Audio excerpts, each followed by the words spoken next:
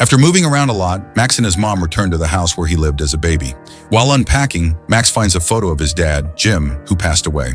But something strange happens when he touches the photo. The TV starts glitching, confused, and thinking he's seeing things. Max washes his face and heads to school. On the way, he passes an old laboratory called Tech, where his dad used to work. As he looks at the place, his mom sends him a text. But when Max picks up his phone, his hands make it shut off completely. Now he's sure something's wrong with him. Panicking, Max rides his bike to school, but he's so distracted that he almost crashes into a truck. He flips his bike over a railing. Max wakes up to see a girl named Sophia, the one driving the truck, checking on him. After making sure he's fine, she tells him to meet her after school so she can fix his bike. Max feels okay again and heads to school. While walking the halls, he notices a plaque dedicated to his dad, saying he died during a hurricane. Later, Sophia meets Max and takes him to her house to repair his bike. When she's done, Max thanks her, rides back home, and finds his mom talking to Dr. Miles, who currently runs Tech. Miles used to work with Max's dad. Max's mom introduces them, then tells Max to go take a shower. But when Max gets out of the bathroom, that strange glitching feeling happens again. Meanwhile, at the Tech lab, something odd is happening. A small alien-like drone lights up inside one of their pools and starts giving off strange energy. The scientists notice, but when someone tries to get close, things get dangerous. The drone escapes, sneaking past guards and fleeing the building by digging into the ground. Back at home, Max sits down for dinner with his mom. She explains that Miles was there the day of the accident that killed his dad. Hearing this stresses Max out and his powers flare up, cutting all the power in the house when he goes to the basement to fix the fuse box. Max finds survival supplies, food, water, and hurricane guides hidden away. This makes him even more curious. Eventually, Max reconnects the power and goes back upstairs where his mom and Dr. Miles are arguing. Miles leaves but gives Max his business card, saying he can call if he wants answers. Later, Max searches Miles on the computer and finds news about the tornado that destroyed the Tech lab. As he learns more, Max's powers start acting up again. His hands start glowing with some kind of liquid energy. Confused and overwhelmed, Max heads outside to test his powers. He realizes he's like a human battery capable of creating energy, but because he doesn't know how to control it, things around him blow up. After his test, Max goes on a date with Sophia at a restaurant. During their meal, Max's powers start acting up again. He feels sick, temporarily loses his hearing, and even causes a blackout in the restaurant. Panicked, he rushes to the bathroom. Under the darkness, he realizes his entire body's glowing. Scared of being discovered, Max runs out of the restaurant, leaving Sophia behind without any explanation. Not knowing what's happening to him, Max rides his bike deep into the forest, but his body finally gives out, and he releases a massive burst of energy before collapsing. Out of nowhere, something appears in front of him, and Max passes out. When he wakes up the next morning, he finds himself in his bed. His clothes are completely destroyed, leaving him even more confused as he heads to the bathroom to think. He notices a strange white drone following him. Freaked out, Max runs to his room and tries to lock the door, but the little robot follows him. Desperate, Max grabs a bat to defend himself. Sensing Max's panic, the drone speaks, asking him to calm down. It introduces itself as Steel, an alien being that feeds on the special energy Max's body produces. Steel explains it is meant to protect Max from losing control. Like what happened in the forest, Max, still in shock, asks who Steel is and where it came from. Steel says it doesn't remember everything, but knows its mission is to protect Max.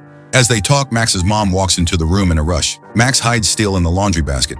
After his mom leaves, Steel notices Max's energy building up again and attaches to his chest to absorb the extra power. Are worried his mom might find out about Steel. Max takes him into the forest to talk. While they're talking, two black SUVs pull up nearby. Armed men get out and start hunting for Steel, forcing Max and the alien to run for their lives. During the escape, something strange happens. Max and Steel's minds connect, and Max sees a memory of his dad, Jim. In this memory, Jim is attacked by strange creatures called Ultralinks. Max doesn't understand why their memories are linked, but decides to figure it out later. Thinking school might be safer, Max takes Steel to class, but the little alien can't stay out of trouble, constantly almost exposing them. Frustrated and unsure of what to do next, Max hides under the school bleachers with Steel. They try to recover more of Steel's memories, but come up with nothing, until Steel sees Max's drawing of the old Tech lab. When Steel learns the lab was attacked by Ultralinks, Max decides to break in and investigate. They sneak into the restricted area where his father's lab used to be. Once inside, Max's powers go out of control again, but Steel stabilizes him. This leads them to discover something called turbo energy. Max tests his new abilities and discovers that he's super strong and fast. So strong he can punch through concrete. Excited, Max spends the afternoon training with Steel to improve his agility. Max tries Parker, but slips and falls from a great height. In a split second, Steel transforms into armor to protect him from the fall. Max is shocked and asks Steel what just happened. Steel explains that when their energy syncs up, they can create protective armor together. With the armor on, Max experiences another memory of Steele's past. This time, he sees Ultralinks invading his dad's lab, and Steele was there when it all happened. Curious, Max asks how Steele knew his dad, but the little alien says it can't remember, deciding he needs more answers. Max remembers Miles might know something. He goes home, finds Miles' business card in the fridge with Entech's address, and heads there. On the way, Max talks to Steele, who reveals more about the Ultralinks, explaining they can control the elements and were likely responsible for the storm that killed Max's dad. Distracted by the conversation, Max nearly gets hit by Sophia again. She stops her car this time to scold him for almost causing an accident. While Max tries to explain, Steele warns him they're being followed. Forced to act quickly, Max rides down an alley to escape, leaving Sophia behind and confused. Steele suggests they use the armor to escape, but Max refuses. Instead, he comes up with a plan to split up and lose their pursuers. Though Steele thinks it's a bad idea, he follows Max's instructions while Max rides off. Steele punctures the tires of their enemy's car to buy them more time. Max comes out of the alley and runs into Sophia, who immediately starts complaining about how he always leaves her in the middle of a conversation.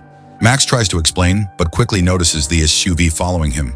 Without much time to explain, he asks Sophia for a ride. She agrees, and Max puts his bike in her truck. Sophia drives him to Entech, where they meet Dr. Miles. Inside, Miles shows them around the facility and shares stories about working with Max's dad, Jim. Wanting more answers, Max asks to speak with Miles alone. He asks what really happened during the accident that took his dad's life. Miles explains that when he arrived at the lab that day, it was already destroyed. Miles then shows Max a miniature energy core, which he says was Jim's greatest project designed to capture any kind of energy. According to Miles, Jim was so obsessed with the core that he skipped important safety procedures, which Miles believes caused the lab accident. Shocked and upset by this, Max feels his powers flare up again. The energy is quickly absorbed by the core, but Miles doesn't say anything about it. Sophia walks in, noticing Max isn't feeling well, and tries to help him. But instead of staying, Max decides to leave, running away from both Sophia and Miles. As he runs along the train tracks, Max has flashes of his dad's memories. Dizzy and disoriented, he suddenly realizes a strong windstorm. A hurricane is coming toward him. Recognizing that this is an Ultral, he hides inside some concrete pipes. After a few seconds, the windstorm abruptly stops, and Max hears someone honking nearby. He finds a woman whose car is stalled on the train tracks. With the train quickly approaching, Max uses his powers to jumpstart the car, giving her enough time to drive away and escape. But the Ultralinks isn't finished. He reappears, transforming into a raging tornado, with a storm now dangerously close. Max runs to a nearby cabin for shelter. He thinks he's safe for a moment, but the tornado comes straight for him and destroys the cabin, leaving him exposed. Finally, the Ultralinks reveals itself from the storm, stretching out a massive arm to grab Max. At the last second, Steele shows up and transforms into armor to protect Max, absorbing part of the impact. The attack knocks Max and Steele out of sync, and they are forced to flee for their lives. They take cover behind a fence, but Max is determined to stop the storm. He tries to use his powers, but fails, only managing to mess with a nearby railroad signal. The Ultralinks closes in and tries to pull Max into the storm again. Max holds onto the fence for dear life as Steele flies to him, ranks and surrounds him in armor once more. This not only saves Max, but also stops the storm. With the tornado gone, Steele notices the Ultralinks core is exposed and tells Max to attack. Max listens and fires a blast of energy, destroying the Ultralinks instantly. As Max stands there processing what happened, the destroyed Ultralinks falls in front of him. Its appearance shocks him. It looks almost identical to Steele.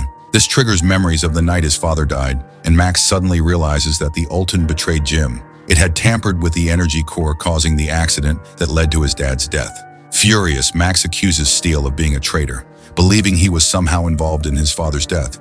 Ignoring Steele's attempts to explain, Max storms off, leaving his partner behind. Confused and angry, Max returns home, but he finds armed men in the hallway of his house. He instantly assumes they've captured his mom. Molly, while trying to come up with a plan, the soldiers spot Max and chase him into the woods, forcing him to flee. Not knowing where else to turn, Max goes to Sophia. He promises to explain everything later, but urgently asks for her truck and a phone. Using a special glove, Max calls Dr. Miles and tells him his mom has been captured. Miles realizes this is just like what happened when Jim was alive. He warns Max that they've likely taken her to the old Entech lab and that it's a trap. But Max doesn't listen and drives straight there.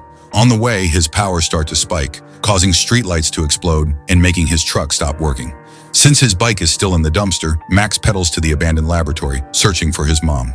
Meanwhile, Sophia calls Molly to check on Max. Molly says she doesn't know where her son is, and Sophia mentions he has been acting strangely since their visit to Miles. After hanging up, Molly asks some Entech soldiers if Miles ordered them to eliminate Steele. When she learns that he did, she realizes that Miles, Jim's former partner, is a traitor. She tells the soldiers that she owns a majority of Antec, so they must listen to her and help find her son. Unaware that he has been tricked, Max keeps looking for his mom and eventually finds the lab where his dad worked. There he discovers that someone is monitoring his vital signs. While exploring, he finds the life-sized energy core and realizes Steel is trapped inside. However, the core has a protective layer, so Max can't get to Steel. As he explores, Max has another flashback and remembers that Jin and Steel entered the energy core to charge a weapon to fight the Ultralinks. But instead of firing, Miles sabotaged the lab's defenses to let the Ultralinks in. He then traps Steel inside the core, accusing him of being a traitor to humans. While inside, Miles activates the core to absorb energy. Jim, determined to stop him, decides to overload the system. He tells Steel to go into hibernation mode, which will help him survive the explosion, and asks Steel to find and protect Max when he wakes up. Back in the present, Max regains consciousness and realizes Miles is after him because he's still learning to control his powers. He's easily overpowered by Miles. Trying to defend himself, Max uses his powers, but Miles wears armor that absorbs energy, so he isn't harmed. Miles then declares that Max will be his source of energy and forces him to enter the core. Refusing to obey, Max accuses Miles of betraying his father and tries to fight back, but gets knocked down again. Miles then reveals that Jim was actually an alien. In a desperate move, Max enters the core, but plans to merge with Steel. Inside the machine, he apologizes for doubting Steel and begins to overload the core with energy, distracting Miles, now reconnected with Steel. Max activates his turbo mode and comes out of the core ready to fight. This time, he can fight back more effectively. However, Miles' armor continues to absorb Max's taxion energy, making him weaker. To regain an advantage, Steel activates turbo camouflage mode, allowing them to sneak attack Miles. But Miles can see their movement in the water, and he gains the upper hand again. As Max is pinned to the ground, Miles drains his energy and separates him from Steel. Just then, Antec soldiers arrive and start shooting at Miles, giving Max a moment to think. Max devises a plan to overload Miles' armor and create an explosion, just like he did in the forest. They rush at Miles and let him stab Steel's armor, activating turbo mode. With a huge surge of energy, Miles' armor begins to fail, and Max finally causes the explosion he wanted, defeating Miles, but using up a lot of his own energy. A few moments after the blast, Max and Steel wake up and are rescued by Intu soldiers. Back home, Molly finally tells Max the whole truth. After Jim's death, she moved to different cities to keep him away from the Ultralinks. When Miles suggested using the Antec system for safety, she returned, almost risking Max's capture. But they managed to defeat Miles. However, the Ultralinks are still out there, and soon Max will be hunted by them. But with Steel by his side and his turbo mode ready, there's nothing that can stop him. What did you think of this movie? Let us know in the comments below. If you like this video, give us a thumbs up and subscribe for more movie recaps. See you next time.